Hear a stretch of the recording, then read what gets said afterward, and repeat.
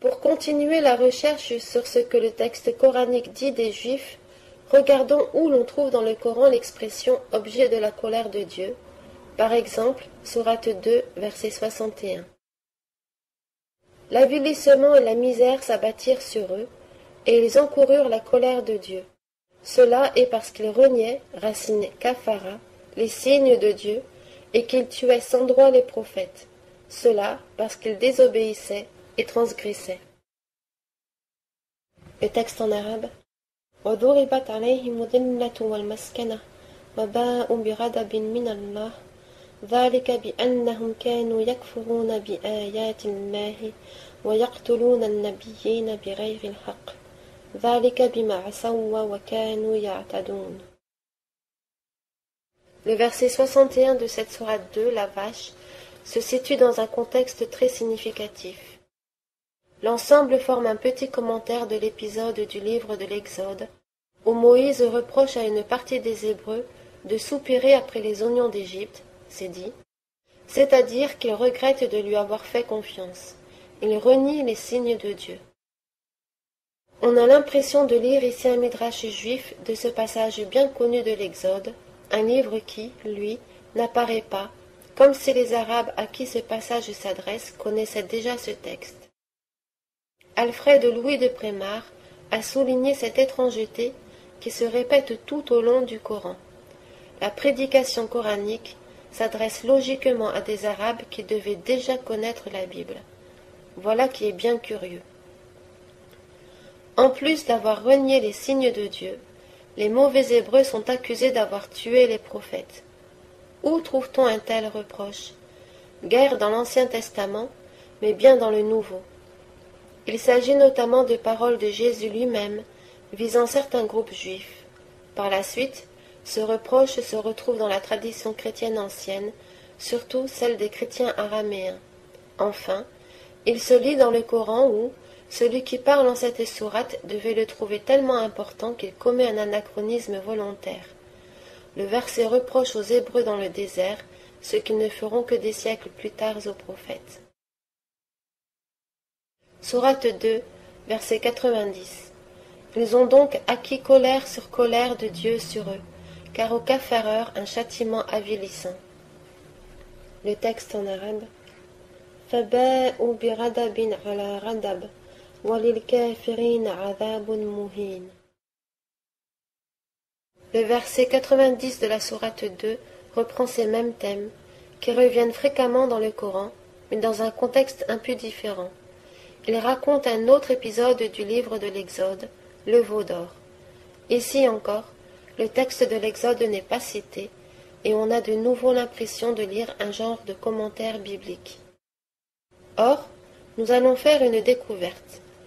Quand on voit le mot « Yahoud » désignant ceux qui sont l'objet de la colère de Dieu dans le texte coranique, on le traduit sans réfléchir par « les Juifs ». Mais, on va le voir, seule une partie de ceux qui se disent juifs est déclarée être objet de la colère de Dieu. Certains versets coraniques indiquent clairement que, quoique majoritaires, ces juifs ne forment pas la totalité de ceux qui sont désignés par l'expression « fils d'Israël » ou par une expression équivalente. Une autre partie des fils d'Israël, elle, n'est pas du tout l'objet de la colère de Dieu, au contraire. Voyons cela en d'autres endroits, où il est question également de la colère de Dieu, et d'abord dans la sourate 3, intitulée « La famille de Imran », c'est-à-dire du père de Moïse. On y découvre un rapport inattendu entre ceux qui forment l'Umma, c'est-à-dire la communauté, et les Juifs objets de la colère de Dieu. Sourate 3, verset 110. Vous êtes la meilleure communauté, Umma, qu'on ait fait surgir pour les hommes. Si les gens du livre croyaient, ce serait meilleur pour eux. Il y en a qui ont la foi, mais la plupart d'entre eux sont des pervers. Où qu'ils se trouvent, ils sont frappés d'avilissement. Ils ont encouru la colère de Dieu pour avoir assassiné injustement les prophètes et aussi pour avoir désobéi et transgressé. Le texte en arabe. كنتم خير أمة أخرجت للناس ولو آمن أهل الكتاب لكان خيرا لهم منهم المؤمنون وأكثرهم الفاسقون ضربت عليهم الذلة وباءوا بغضب من الله وضربت عليهم المسكنة ذلك بأنهم كانوا يكفرون بآيات الله ويقتلون الأنبياء بغير الحق ذلك بما عصوا وكانوا يعتدون. Remarquons d'abord qu'au verset 112, on retrouve l'assimilation entre ceux qui ont encouru la colère de Dieu et ceux qui ont assassiné injustement les prophètes. Ce sont bien des Juifs qui sont les gens du livre et qui sont visés là, mais pas tous les Juifs en tant qu'ils sont les gens du livre. Sourate 3, verset 113. Mais ils ne sont pas tous pareils. Il est parmi les gens du livre une communauté Ummah droite qui, aux heures de la nuit, récite les versets de Dieu en se prosternant. Le texte en arabe. Laysu sawa'an min ahli al-kitabi ummatun qa'imatun yatluna ayati Allahi ana'a layli wa hum yasjudun. Le verset 113 permet de comprendre exactement le sens des versets qui précèdent. Parmi les gens du livre, le texte distingue deux catégories. D'un côté, les membres de l'Ummah, qui sont les meilleurs, de l'autre, les pervers. Des deux côtés, il s'agit bien de membres du peuple de Moïse, comme l'indique la sourate 7 au verset 159. Parmi le peuple de Moïse, une communauté Ummah avance sur la voie droite, en vérité et ainsi en justice. Le texte en arabe. وَمِنْ قَوْمِ مُوسَى أُمَّةٌ يَهْدُونَ بِالْحَقِّ وَبِهِ يَعْدِلُونَ. Or, les musulmans veulent lire ici une confirmation de ce qu'on leur enseigne, à savoir que la majorité des gens du livre, formés par les juifs et les chrétiens, est opposée à l'Ummah qui serait constituée par l'ensemble des musulmans. Mais ce n'est pas du tout ce que le texte dit, un texte lourd de sens. Le verset 110, « Vous êtes la meilleure communauté qu'on ait fait surgir pour les hommes », a été extrait du Coran pour devenir la devise de la Ligue arabe basée au Caire, puis de la Ligue islamique mondiale. Or, l'Ummah dont il est question dans ces versets est faite du bon groupe des Juifs auxquels des Arabes se sont joints. De ces derniers, le texte dit qu'ils judaïsent comme on le verra plus loin au verset 69 de la sourate 5. En d'autres termes, le prédicateur coranique est en train d'expliquer ici à un public d'Arabes qui sont les bons Juifs et qui sont les mauvais, parmi les nombreux groupes tribaux juifs qu'ils ont à rencontrer çà et là du fait de leur déplacement de caravaniers. Le verset 113 de la sourate 3 et le verset 159 de la sourate 7 précisent en quoi les bons se distinguent des autres. On voit donc clairement que les gens du livre, littéralement la tente de la Bible, Ahl al-Kitab, sont formés simplement par l'ensemble des Juifs, par les possesseurs légitimes du livre, mais, dans cet ensemble, le prédicateur qui parle aux Arabes distingue et oppose un groupe majoritaire et un groupe minoritaire. Plusieurs remarques doivent être faites à ce stade. Un mot au sens ambigu, hormis dans le Coran.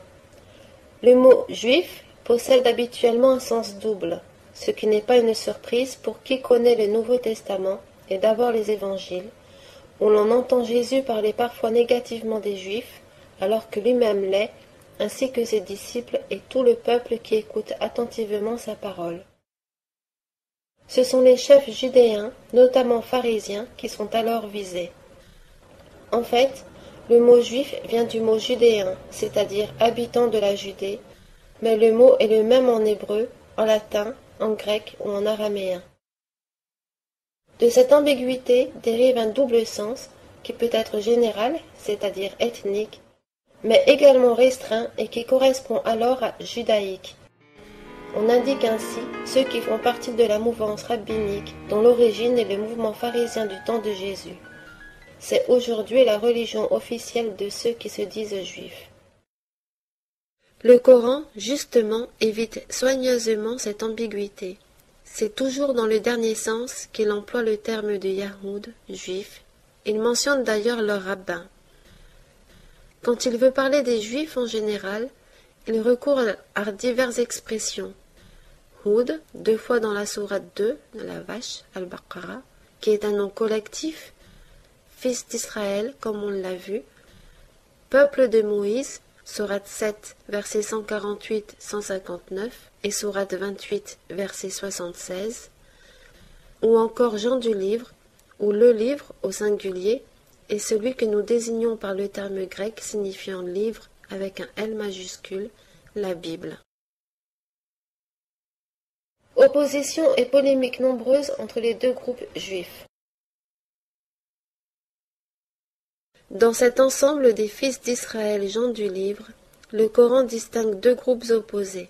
D'un côté la majorité, les Yahoud, qui constituent la plupart d'entre eux, dit le texte coranique qui les maudit et les condamne à être les objets de la colère de Dieu, et d'autre part, l'Umma minoritaire, qui est donné en exemple, et qui est constituée de juifs qui portent un nom particulier, on va le voir.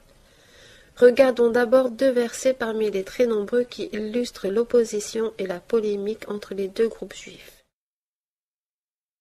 Sourate 5, versets 59 et 60 dit « Ô vous qui êtes des gens du livre, est-ce que vous nous reprochez autre chose que de croire en Dieu, mais la plupart d'entre vous sont des pervers. » Le texte en arabe.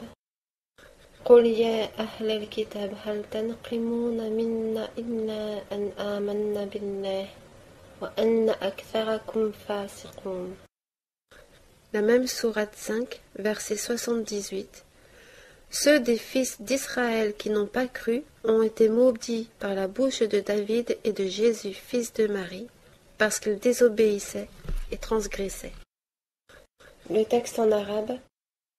لعن الذين كفروا من بني إسرائيل على لسان داود وعيسى بن مريم ذلك بما عصوا وكانوا يعتدون. Un autre verset apporte d'utiles précisions. Là encore, le prédicateur fait allusion à des paroles de Jésus, sans les citer. Son but est d'inciter les Arabes à se rallier au vrai fils d'Israël. Sourate 61, verset 14. Ô vous qui avez cru, soyez les alliés de Dieu, c'est-à-dire alliés des vrais fils d'Israël, à l'instar de ce que Jésus, fils de Marie, a dit aux apôtres. Un groupe des fils d'Israël crut en lui, tandis qu'un autre groupe renia, Kafara, ne voulut pas croire. Le texte en arabe. Ya ayyuhalladhina amanu kunu ansar Allah kama qala Isa ibn Maryam lil hawari'in. فآمنت طائفة من بني إسرائيل وكفرت طائفة.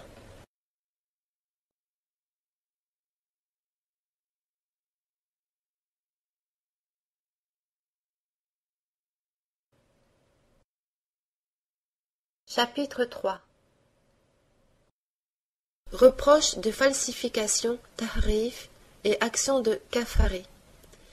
Nous avons déjà rencontré le verbe kafara, dont la traduction hésite entre renier et mécroire, par opposition au verbe croire, comme on le voit par exemple ici. Il faut dire que l'injure qui en découle, kafir, un qualificatif que l'on trouve souvent dans le Coran, est devenu, dans la bouche des musulmans, une insulte utilisée aussi bien à l'encontre des chrétiens que des juifs yahoud. Pourtant, dans le texte coranique, elle caractérise le reproche fait aux Yahoud et à eux seuls. En même temps, dès la sourate 2, on trouve cette racine à propos de Dieu, ce qui fait comprendre le sens fondamental de cette racine kafara employée là à la forme intensive, c'est-à-dire avec 2 F, kafara, puisqu'on ne peut pas dire de Dieu qu'il mécroit ou renie beaucoup. Sourate 2, verset 271. Si vous donnez ouvertement vos aumônes, Dieu kaffarera une partie de vos méfaits. Le texte en arabe. In tubdu sadaqati fa ni'ma hiya ويكفر عنكم من سيئاتكم. Sourate 3, verset 193. Seigneur, pardonne-nous nos péchés, kaffare de nous nos méfaits, et place-nous avec les gens de bien. Le texte en arabe. ربنا فاغفر لنا ذنوبنا وكفر عنها سيئاتنا وتوفنا مع الأبرار.